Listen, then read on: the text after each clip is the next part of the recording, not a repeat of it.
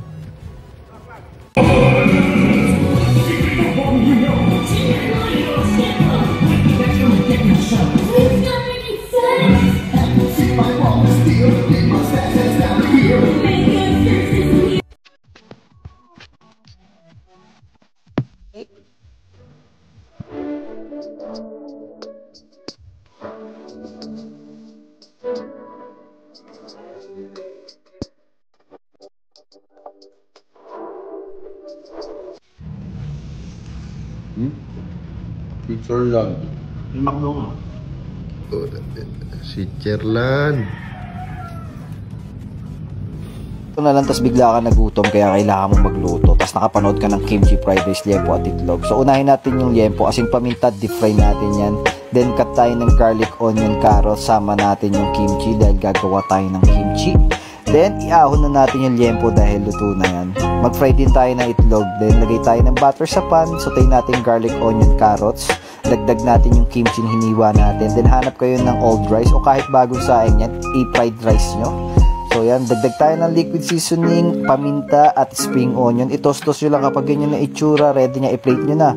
Lagay nyo yung liempong niluto nyo, dagdag nyo itlog na niluto nyo din, then liquid seasoning, talo-talo na yung gutom nyo guys. So kung napanood mo to, wag mo nang antayin, maghanap ka na ng mga rekado para makapagluto ka. Ingat palagi and thank you for watching. Keep follow for more. Peace. If you're not subscribed to Team Payaman, why not? Coconut Paknot. Subscribe now and ring the notification bell. Gago!